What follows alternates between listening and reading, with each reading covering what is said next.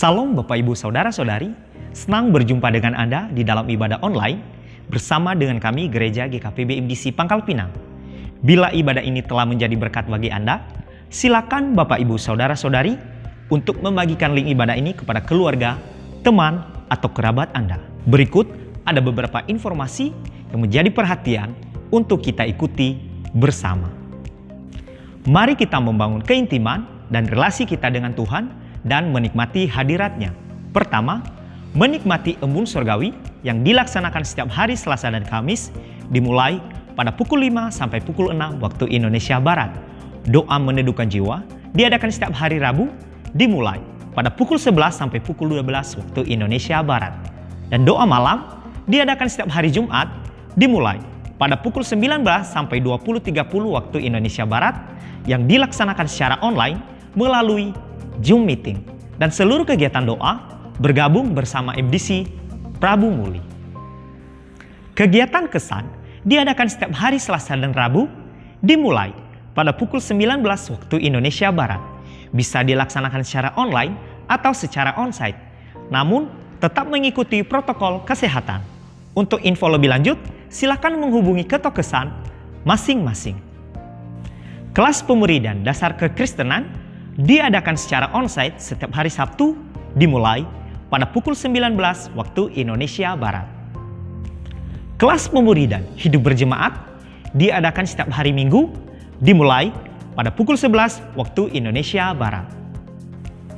Bagi Bapak Ibu, Saudara-saudari yang akan memberikan persembahan umum, persembahan persepuluhan, dan persembahan misi, dapat mentransfernya ke rekening BCA dengan nomor 04156757777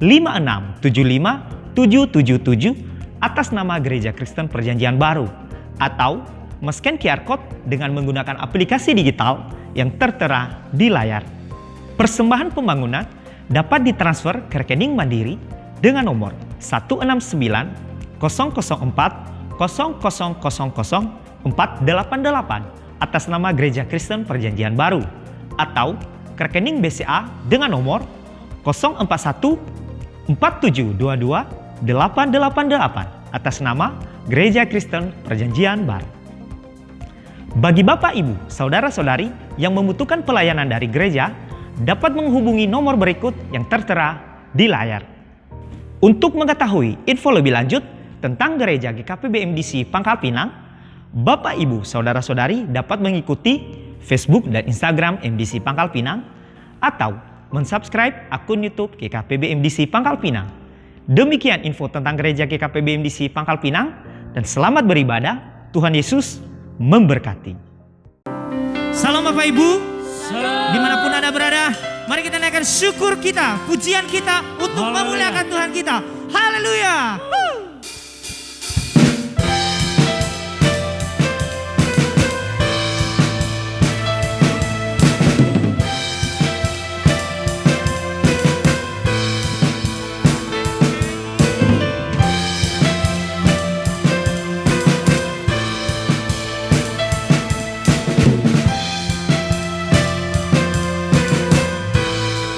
Sama-sama serukan.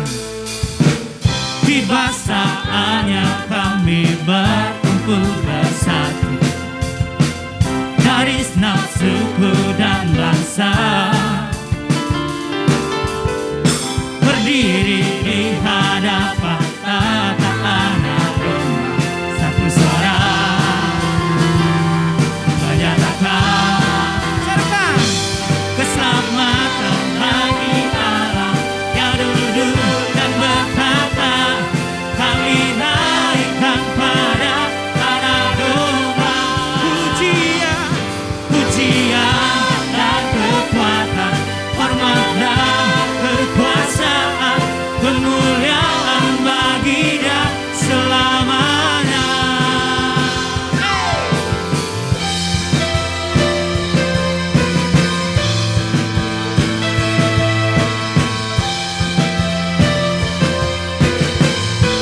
Tiba saatnya, tiba saatnya kami berkumpul bersatu dari setiap suku dan bangsa, berdiri di hadapan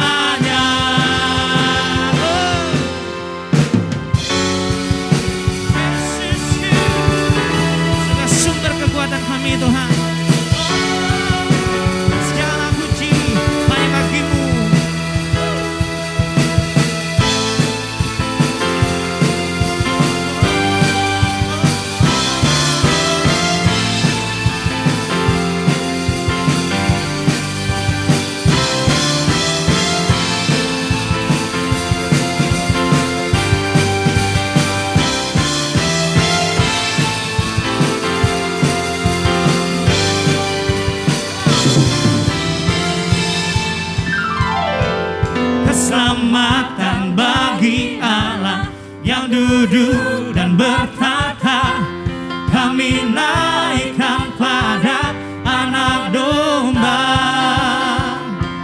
Pujian dan kekuatan, hormat dan kekuasaan, kemuliaan bagi Dia selamanya.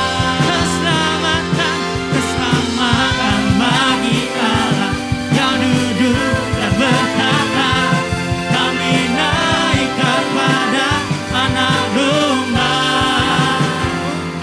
Pujian dan kekuatan, hormat dan kekuasaan, kemuliaan bagi Dia selamanya. Keselamatan bagi Allah yang duduk dan bertata, kami naikkan pada Anak Domba. Pujian dan kekuatan, hormat dan kekuasaan, kemuliaan bagi Dia selamanya. Kemuliaan bagi Dia, kemuliaan bagi Dia, kemuliaan bagi Dia selamanya.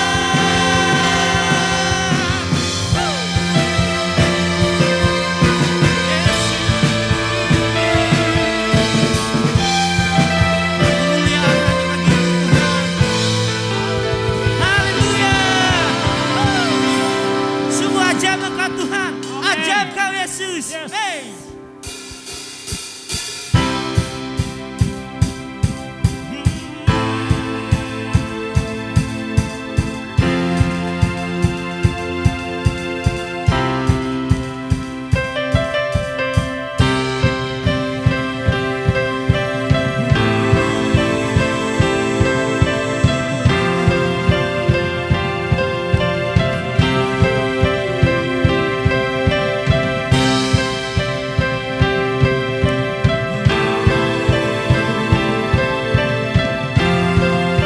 Mari kita sama-sama katakan.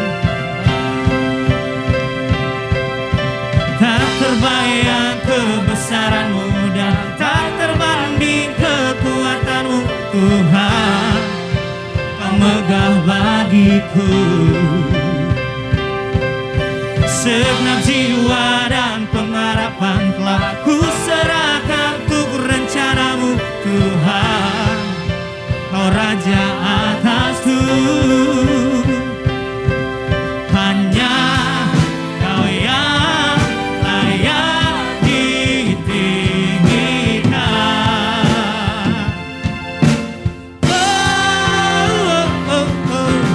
Ajaib Kau Tuhan, agung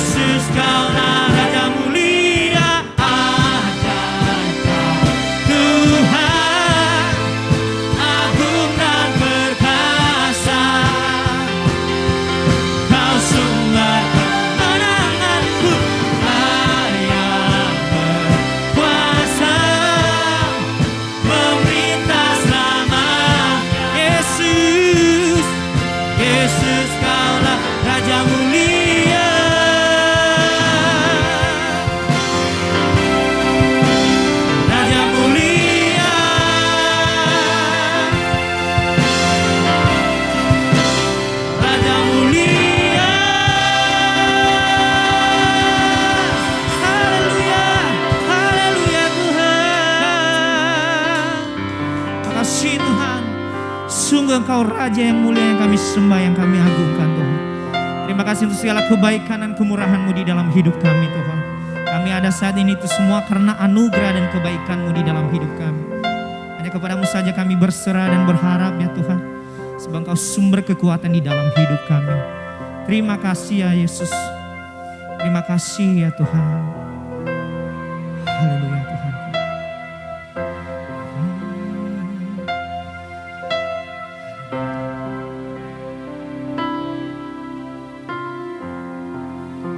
Kekuatan di jiwaku,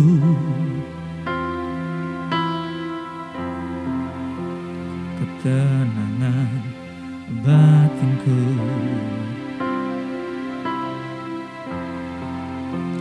ada dalam hadirat-Mu, ku menyembah-Mu.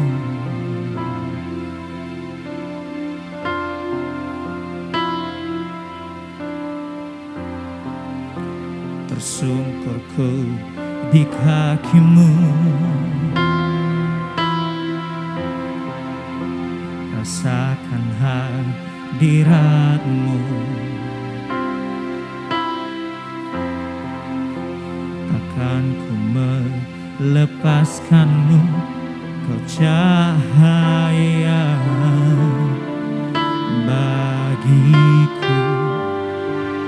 Mengiring-Mu seumur hidupku, masuk dalam rencana-Mu Bapa. Pikiranku, kehendakku, ku serahkan padamu. Harapanku hanya di dalam-Mu, ku kan teguh bersama-Mu Tuhan. Jadikanku bejana-Mu untuk memuliakan-Mu.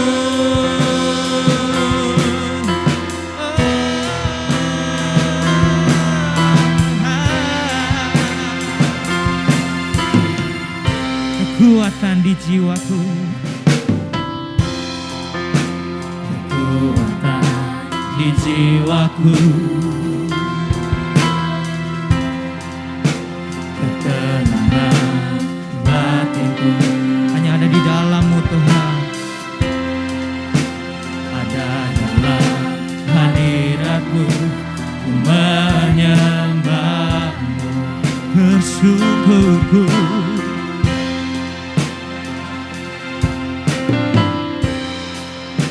bersyukurku di kaki-Mu. Kami merasakan hadirat-Mu di dalam hidup kami. Rasakan hadirat-Mu. Takkan ku melepaskan-Mu, Kau cahaya bagi. Mengiring-Mu seumur hidupku, masuk dalam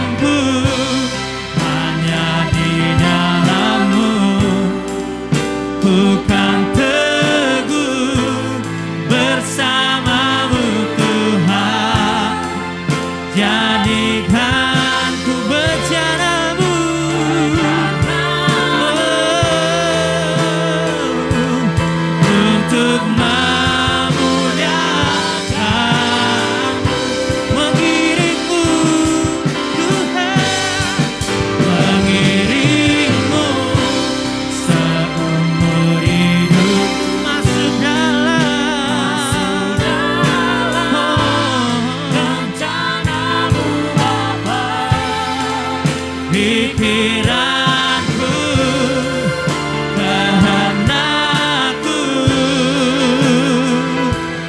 ku serahkan padamu. Kaulah harapan kami Tuhan, harapanku hanya di dalam-Mu. Ku kan teguh bersama-Mu Tuhan.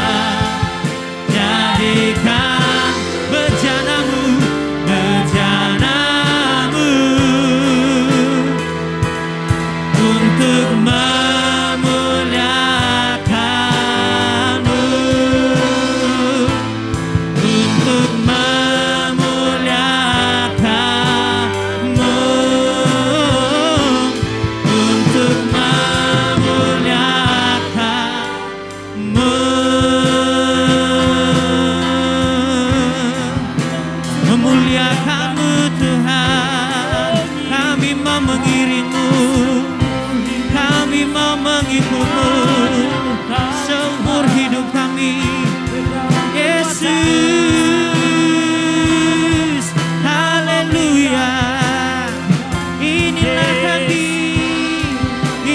kami mau datang kepadamu Tuhan, menaikkan syukur kami, membawa pujian kami, membawa penyembahan bagi-Mu. Haleluya. Kau yang kami rindukan, Kau yang kami agungkan Tuhan. Haleluya. Yesus, kami sembah Tuhan, kami tinggikan Engkau, kami agungkan Kau ya Yesus. Haleluya. Kami sembah Kau, kami sembah Kau Tuhan, kami muliakan, kami agungkan nama-Mu. Terima kasih Tuhan, terima kasih Yesus. Engkau baik Tuhan di dalam hidup kami. Terima kasih untuk segala kebaikan kemurahan-Mu Tuhan. Ini kami percaya hanya kepada-Mu saja Tuhan. Sebab kami percaya bahwa rancangan yang penuh pengharapan itu Engkau sediakan bagi kami Tuhan. Terima kasih ya Yesus. Haleluya Tuhan.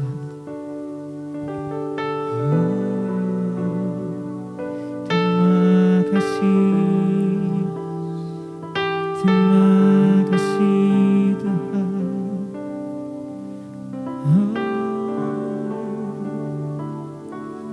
Kini aku percaya tiada yang mustahil bagi-Mu. Kuasa-Mu kuatkanku, dasarku berharap.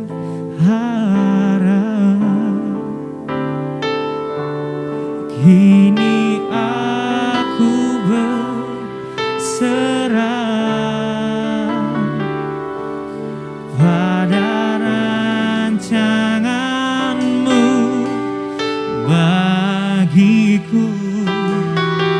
Ku ikuti panggilan-Mu,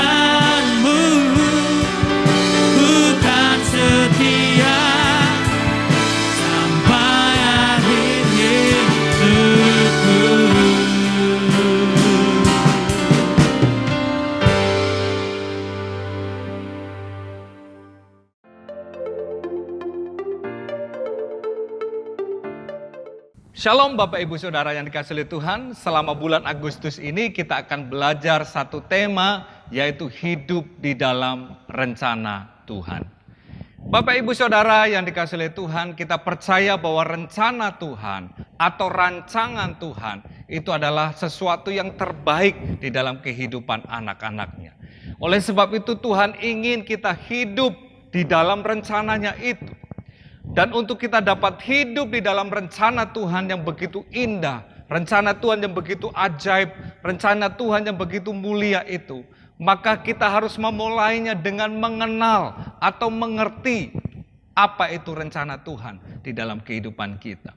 Seperti yang kita telah pelajari di minggu yang lalu, yaitu bagaimana kita mengerti dan mengenal rencana Tuhan. Mengerti dan mengenal rencana Tuhan adalah hal yang sangat penting di dalam kehidupan kita.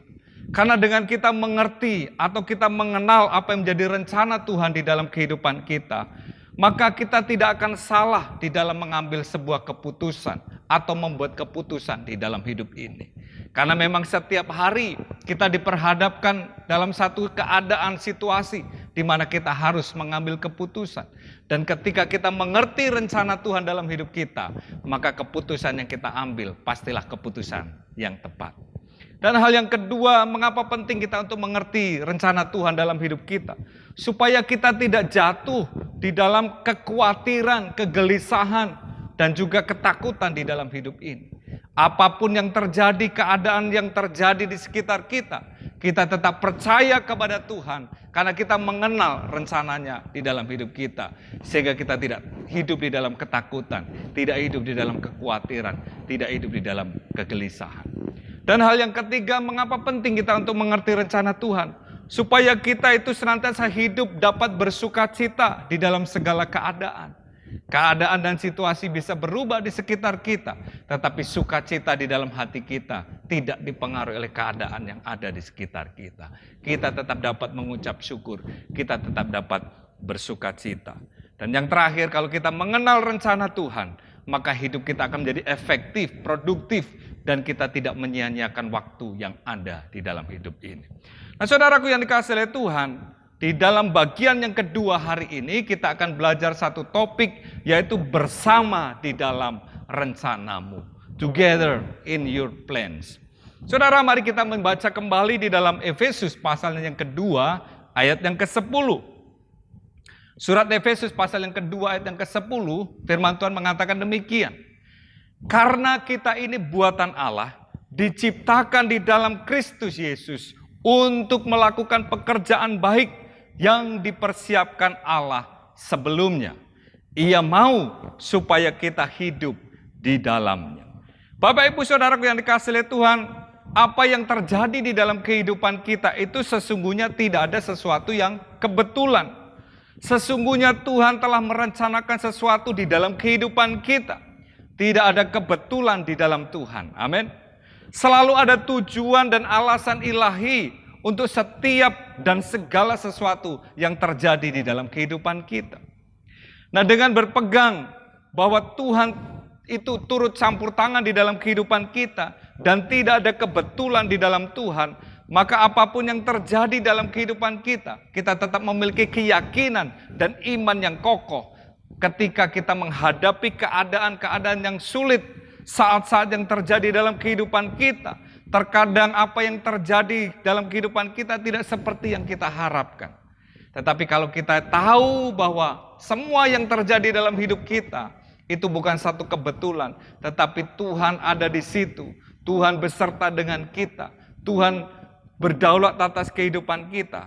Maka kita akan dapat melewati masa-masa yang sulit dalam kehidupan kita, tetap bersama dengan Tuhan di dalam rencananya. Saudaraku yang dikasihi oleh Tuhan, ketika kita menghadapi masa-masa yang sulit dalam kehidupan kita, seringkali muncul pertanyaan-pertanyaan di dalam hati kita tentang apa yang terjadi atau tentang apa yang kita alami dalam kehidupan kita.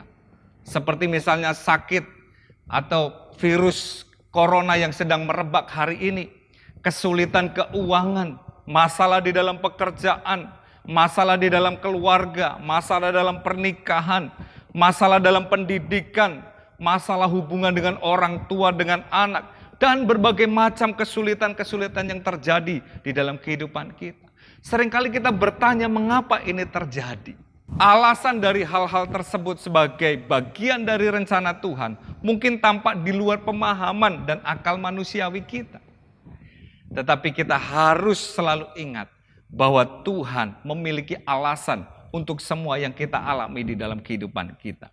Apa yang kita alami setiap hari bukanlah sebuah kebetulan, tetapi bagian daripada rencana Tuhan di dalam hidup kita. Dengan kita mengerti dan menyadari bahwa Tuhan pegang kendali atas hidup kita, dan apa yang terjadi di dalam kehidupan kita itu ada di dalam bingkai rencana Tuhan atas hidup kita, maka kita akan tetap berjalan bersama dengan Tuhan di dalam rencananya. Kita tetap percaya bahwa Tuhan turut bekerja di dalam segala sesuatu untuk mendatangkan kebaikan bagi orang yang mengasihi Dia dan yang terpanggil sesuai dengan rencananya. Saudaraku yang dikasihi oleh Tuhan, marilah kita tetap bersama di dalam rencana Tuhan. Amin. Apapun yang sedang kita alami hari ini, jangan pernah keluar dari rencana Tuhan. Tetap di dalam rencananya Tuhan. Tetap hidup di dalam apa yang menjadi rancangan Tuhan. Dan itu yang akan digenapi di dalam kehidupan kita. Nah, seperti firman Tuhan dikatakan di dalam Yeremia pasal yang ke-29 ayat yang ke-11. Inilah rencana Tuhan bagi orang yang percaya kepada Dia. Sebab aku ini mengetahui rancangan-rancangan apa yang ada padaku mengenai kamu. Demikianlah firman Tuhan.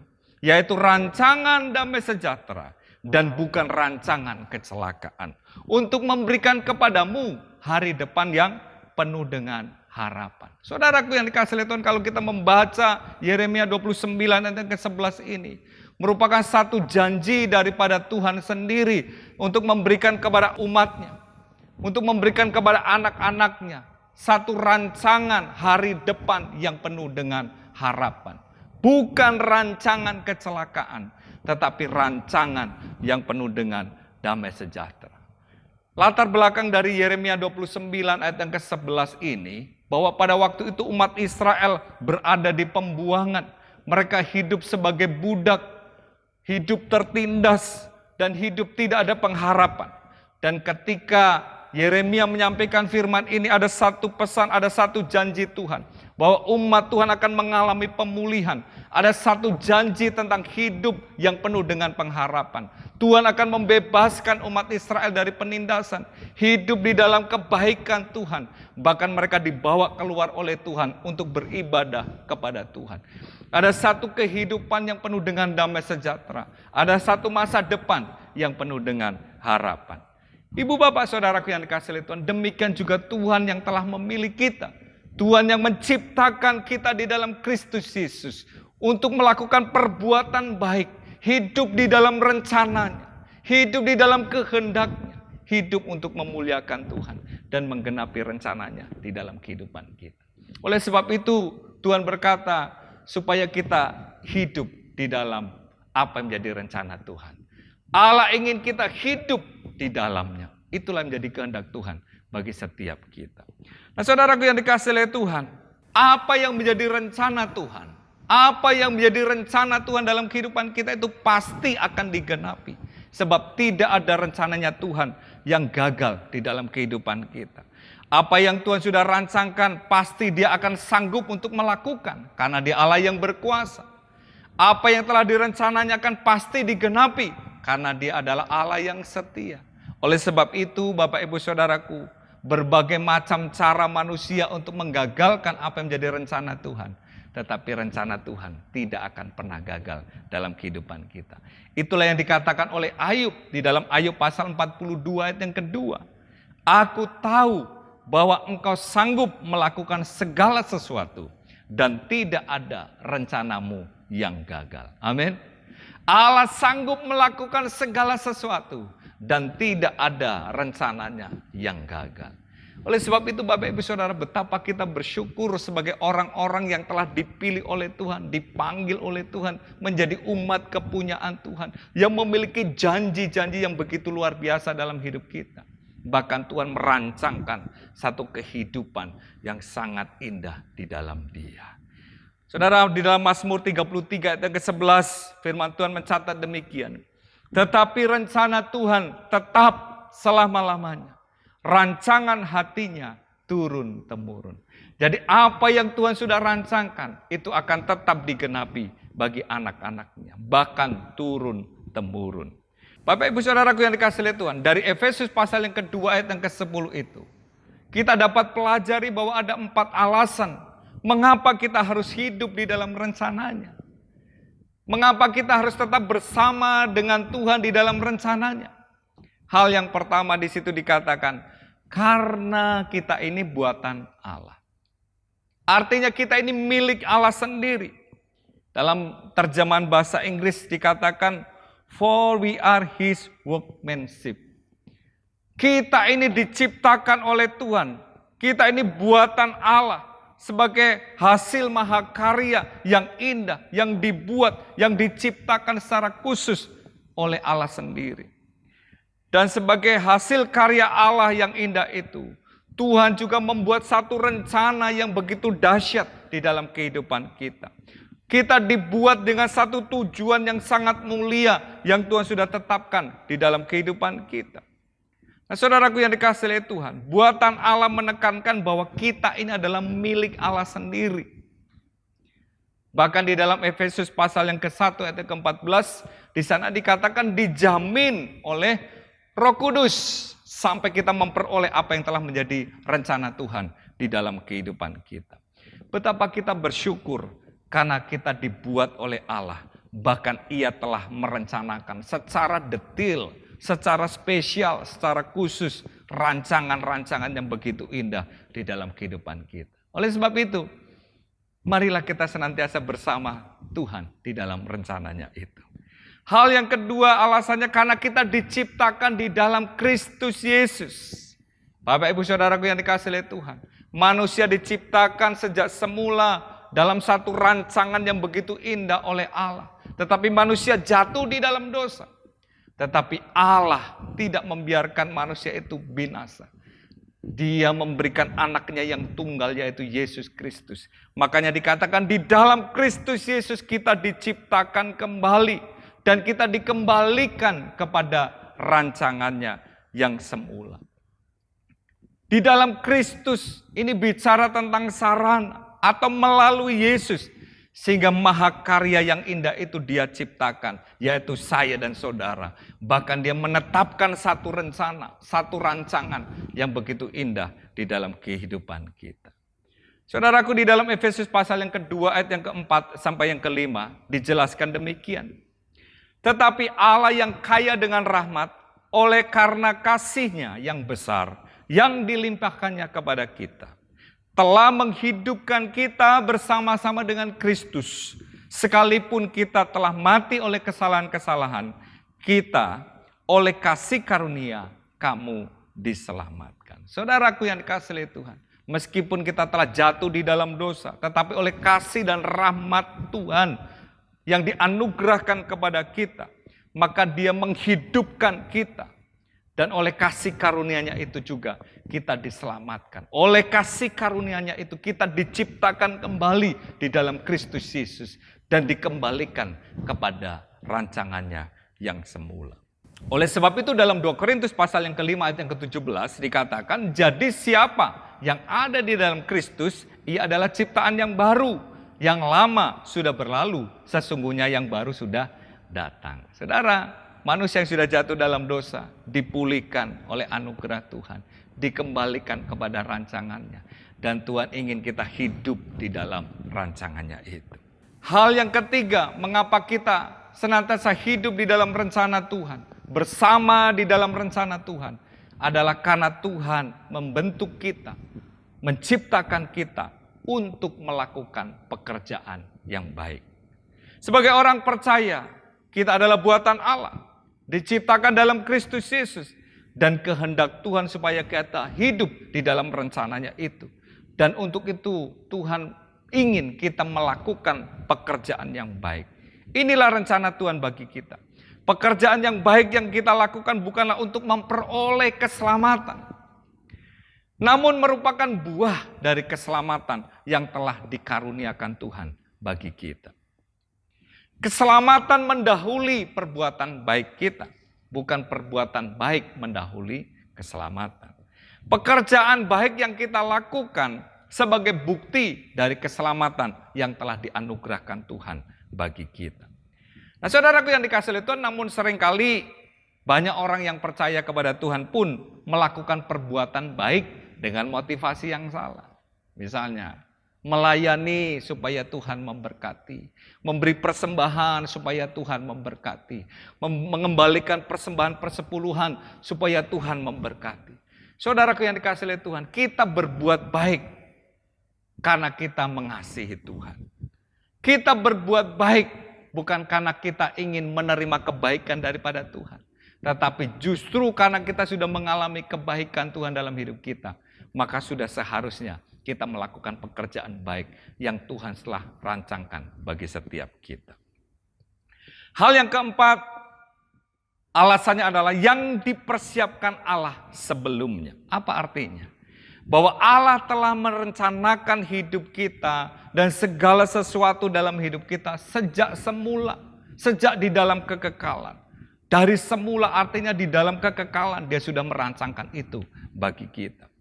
Nah, di dalam Efesus pasal yang ke-1, ayat yang ke-4 dan ke-5 dicatat demikian. Sebab di dalam Dia Allah telah memilih kita sebelum dunia dijadikan, supaya kita kudus dan tak bercacat di hadapannya. Dalam kasih Ia telah menentukan kita dari semula oleh Yesus Kristus untuk menjadi anak-anak-Nya, sesuai dengan kerelaan kehendak-Nya. Saudaraku yang dikasihi Tuhan, di dalam Kristus Yesus kita dipilihnya, ditentukannya supaya kita menjadi anak-anak Tuhan. Dan sebagai anak-anaknya Tuhan merancangkan satu kehidupan yang penuh dengan harapan.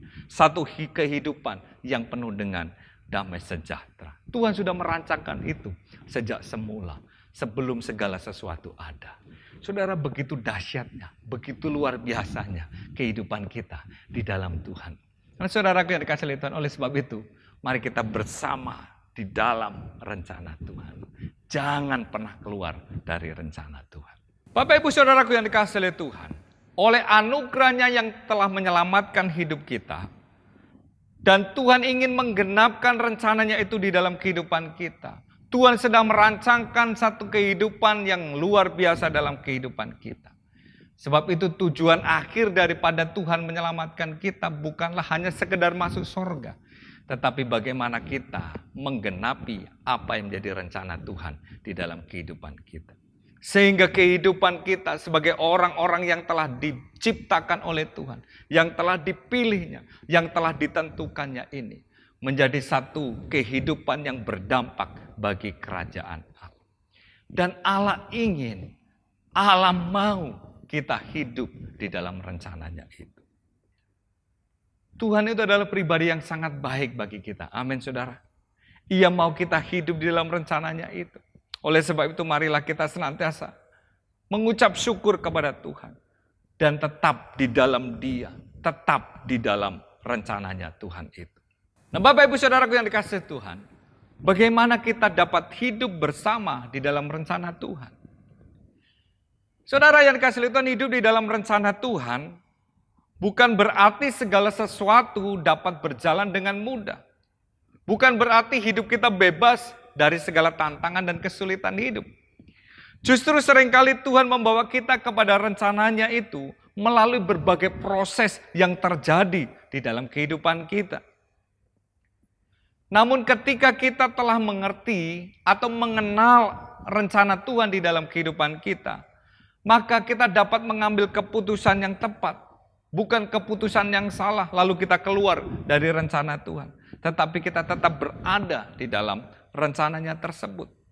Nah, sekarang bagaimana supaya kita tetap bersama di dalam rencana Tuhan tersebut? Hal yang pertama, kita harus memiliki hidup penuh dengan penyerahan diri dan ketaatan kepada Tuhan.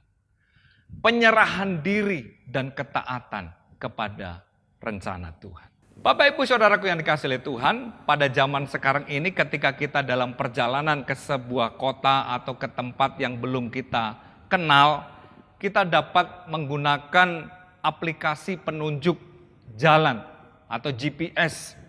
Bisa melalui Google Map, Waze, dan lain sebagainya. Nah, dengan aplikasi itu kita dapat melihat rute tercepat untuk menuju tempat yang akan kita tuju. Bahkan kita juga dapat menghindari daerah-daerah yang macet. Nah, saudaraku yang dikasihi oleh Tuhan, namun ada kalanya kita tidak percaya kepada petunjuk daripada aplikasi penunjuk jalan tersebut. Seringkali kita keluar dari track. Seringkali kita mencari jalur sendiri, bahkan mencari jalur alternatif yang menurut kita mungkin itu lebih cepat.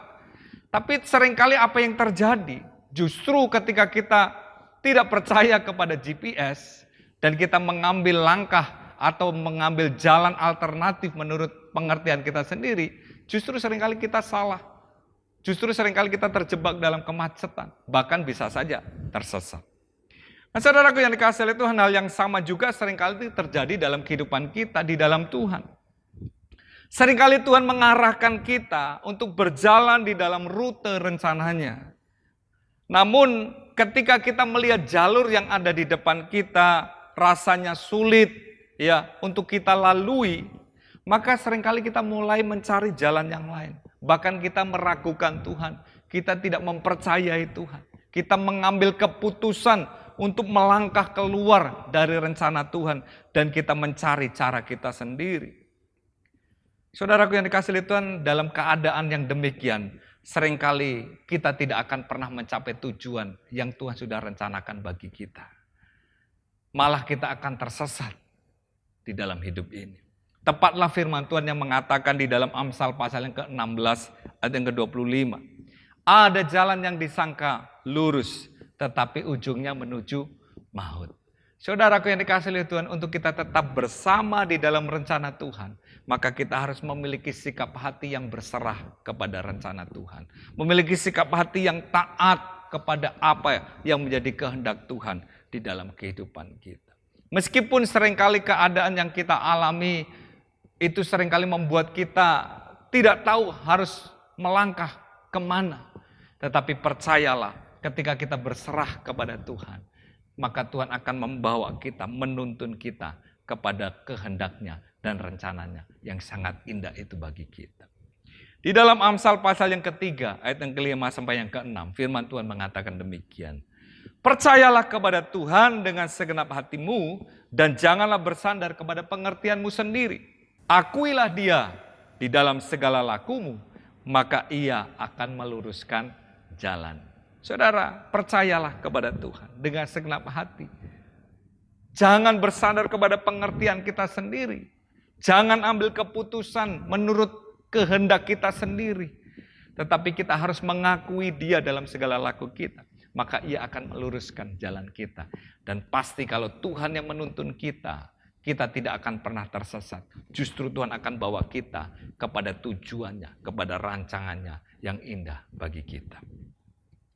Hal yang kedua, untuk kita tetap bersama di dalam rencana Tuhan, adalah kita harus belajar untuk menyelaraskan diri dengan rencana Tuhan. Mensinkronkan apa yang menjadi rencana kita dengan rencana Tuhan. Nah, di dalam Yesaya pasal yang ke-55 ayat yang ke-8 sampai yang ke-9, firman Tuhan mengatakan demikian. Sebab rancanganku bukanlah rancanganmu, dan jalanmu bukanlah jalanku. Demikianlah firman Tuhan. Seperti tingginya langit dari bumi, demikianlah tingginya jalanku dari jalanmu, dan rancanganku dari rancanganmu. Ibu bapak saudara yang dikasihi oleh Tuhan, seringkali apa yang kita rencanakan, apa yang kita pikirkan, apa yang kita ingini, itu seringkali berbeda dengan apa yang menjadi rencana Tuhan. Seringkali apa yang menjadi kehendak kita itu sangat berbeda dengan kehendak Tuhan. Nah, saudaraku yang dikasihi Tuhan, dalam keadaan seperti ini kita harus berani untuk meninggalkan rencana kita. Dan kita berpegang kepada rencana Tuhan. Apa yang menjadi rencana Tuhan itulah yang seharusnya menjadi rencana kita. Bukan apa yang menjadi rencana kita yang kita paksakan untuk Tuhan lakukan dalam kehidupan kita. Saudaraku yang dikasihi Tuhan, bahkan seringkali waktu Tuhan itu tidak seperti waktu kita. Kita inginnya apa yang menjadi rencana kita, apa yang menjadi keinginan kita, secepatnya terlaksana. Secepatnya Tuhan kerjakan dalam hidup kita. Saudaraku yang dikasihi Tuhan, tetapi ketahuilah bahwa rancangan Tuhan itu yang terbaik bagi kita. Dan Tuhan punya waktunya sendiri di dalam kehidupan kita. Bapak Ibu Saudaraku yang dikasihi Tuhan, disinilah kita belajar untuk menyesuaikan, untuk menyelaraskan rencana kita dengan rencana Tuhan. Sehingga apa menjadi kehendak Tuhan itulah yang digenapi di dalam kehidupan kita. Oleh sebab itu Rasul Paulus dalam Roma pasal yang ke-12 ayat yang kedua menasihatkan demikian. Janganlah kamu menjadi serupa dengan dunia ini, tetapi berubahlah oleh pembaharuan budimu, sehingga kamu dapat membedakan manakah kehendak Allah, apa yang baik, yang berkenan kepada Allah dan yang sempurna. Saudara, ini kehendak Tuhan bagi kita, sehingga kita dapat bersama di dalam rencana Tuhan. Membaharui pola pikir kita, sehingga kita dapat membedakan mana kehendak Allah, apa yang baik, yang berkenan kepada Allah, bahkan yang sempurna. Bapak Ibu Saudara yang dikasihi Tuhan, hal yang ketiga yang harus kita miliki dalam kehidupan kita untuk kita tetap bersama di dalam rencana Tuhan adalah hidup melekat dengan Tuhan. Saudara, karena Tuhan yang merancangkan hidup kita, Tuhan sang perancang agung atas hidup kita, yang menciptakan kita, yang memilih kita, maka penting sekali untuk kita melekat dengan Tuhan. Sehingga apa yang menjadi rancangannya Tuhan itu kita dapat mengerti, kita dapat mengenal, dan kita menghidupinya di dalam seluruh kehidupan kita. Mazmur pasal yang ke-25 ayat yang ke-14 dicatat demikian. Tuhan bergaul karib dengan orang yang takut akan Dia, dan perjanjiannya diberitahukannya kepada mereka. Di dalam terjemahan yang lain dikatakan, dan rahasianya diberitahukannya kepada mereka. Kepada siapa? Kepada orang yang bergaul karib dengan Dia, yaitu orang yang takut akan Tuhan. Saudaraku yang dikasihi Tuhan, kalau kita ingin mengalami rencana Tuhan, tetap bersama di dalam rencana Tuhan, marilah hari-hari ini kita terus membangun keintiman dengan Tuhan. Bergaul karib dengan Tuhan. Sehingga apa yang menjadi rencana Tuhan, apa yang menjadi rahasia Tuhan, itu diberitahukannya kepada kita. Amin, saudaraku. Sangat penting untuk kita melekat kepada Tuhan. Karena firman Tuhan katakan, di luar aku, kata Tuhan Yesus, kamu tidak dapat berbuat apa-apa. Bapak Ibu Saudaraku yang dikasihi Tuhan, di dalam dunia ini, tidak ada satu manusia pun yang dapat memberi jaminan 100% bahwa apa yang direncanakannya itu pasti akan berhasil. Akan ada rencana-rencana yang gagal meskipun telah dipersiapkan dengan serapi mungkin, dengan sebaik mungkin, dengan berbagai macam pertimbangan. Jim Rohn, seorang motivator dunia, dalam salah satu bukunya dia berkata, dalam sebuah perencanaan selalu ada kemungkinan untuk gagal. Perencanaan tanpa kemungkinan gagal hanya ada di dalam buku agenda, book list, yaitu milik Tuhan sendiri. Saudaraku yang dikasihi Tuhan, kita melihat di sini bahwa Tuhan itu sang perancang agung, dan apa yang menjadi rencananya itu pasti tidak akan pernah gagal. Kita bisa merancangkan sesuatu, tapi juga kemungkinan kita bisa gagal. Tetapi kalau Allah merancangkan sesuatu, Dia tidak pernah gagal untuk melaksanakan apa yang menjadi rencananya itu. Oleh sebab itu, Bapak Ibu Saudaraku, justru di tengah-tengah tantangan yang kita hadapi, di tengah proses dalam kehidupan kita, untuk kita hidup di dalam rencana Tuhan itu, kita harus semakin melekat dengan Tuhan, semakin membangun keintiman dengan Tuhan, menantikan Tuhan sampai kehendaknya dan rencananya itu digenapi di dalam kehidupan kita. C.S. Lewis pernah menuliskan demikian, kita tidak perlu meragukan bahwa Tuhan akan memberikan yang terbaik untuk kita. Tetapi terkadang menyakitkan untuk mendapatkan yang terbaik. Ini terjadi saat Tuhan telah menjawab tidak untuk sesuatu yang benar-benar kita inginkan. Kita dapat berdoa untuk meminta sesuatu selama berbulan-bulan, bahkan bertahun-tahun, dan pada akhirnya ia mengatakan kepada kita untuk melepaskan permintaan tersebut. Awalnya kita akan merasa sakit dan bertanya-tanya mengapa ia tidak memberikan hal yang kita inginkan. Padahal hal tersebut sangat penting dan diperlukan dalam kehidupan kita. Dan sepertinya tidak terlalu sulit baginya untuk dapat memberikannya kepada kita.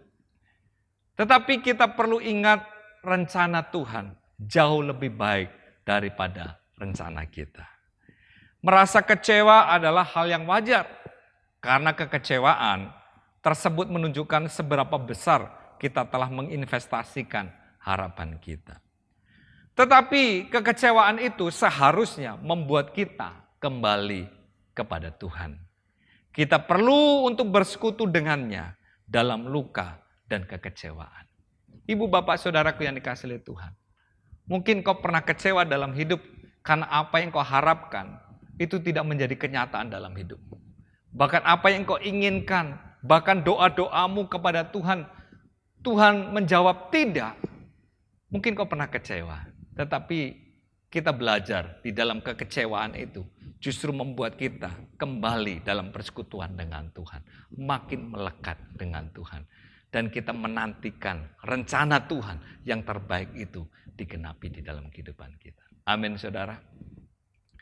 Nah, saudara yang dikasihi Tuhan, biarlah firman Tuhan yang kita sudah dengar hari ini membawa kita untuk senantiasa tetap berada di dalam rencana Tuhan.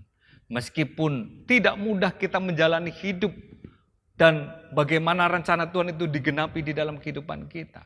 Tetapi kita tidak pernah keluar dari rencana Tuhan. Kita tetap tinggal di dalam rencana Tuhan. Amin, saudara. Tuhan Yesus memberkati. Mari kita akan berdoa untuk firman Tuhan yang kita sudah dengar ini. Biarlah kita senantiasa mengalami apa yang menjadi rencana Tuhan di dalam kehidupan kita. Bapa Surgawi, kami bersyukur karena Engkau Allah yang begitu baik dalam kehidupan kami. Bahkan Engkau yang membuat hidup kami, menciptakan kami. Bahkan Tuhan menetapkan kami supaya kami hidup di dalam rencana-Mu. Oleh sebab itu ya Tuhan, meskipun hidup kami di dalam perjalanan, kami mengalami banyak tantangan dan kesulitan. Tetapi biarlah kami tetap percaya dan berserah, tetap taat kepada kehendak-Mu dan rencana-Mu. Biarlah kami senantiasa tetap tinggal di dalam kehidupan yang mengandalkan Tuhan. Mempercayai Tuhan sepenuh hati kami. Bahkan di tengah-tengah kekecewaan yang mungkin kami alami, kami justru semakin melekat kepada Tuhan.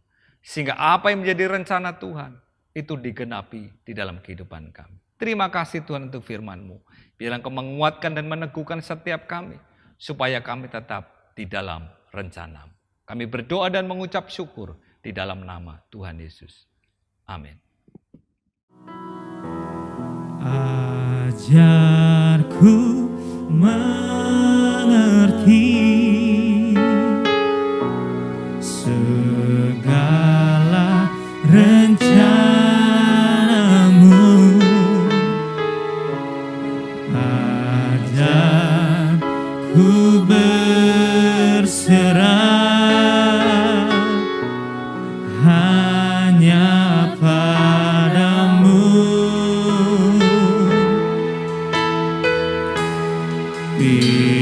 Pimpinlah jalanku dalam terang firman-Mu. Ajarku berharap hanya padamu.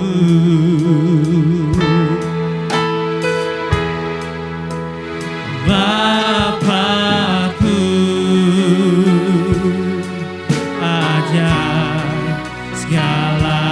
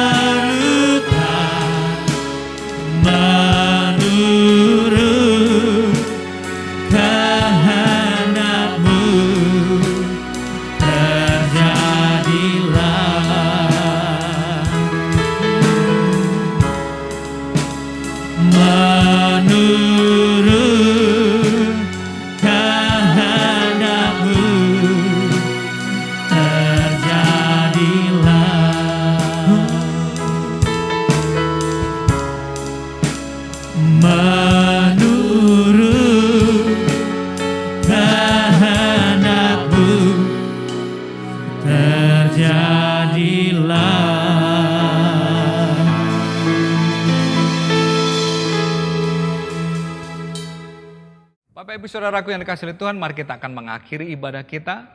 Mari arahkan hatimu kepada Tuhan dan angkat tanganmu kepada Tuhan untuk menerima berkat daripada Tuhan.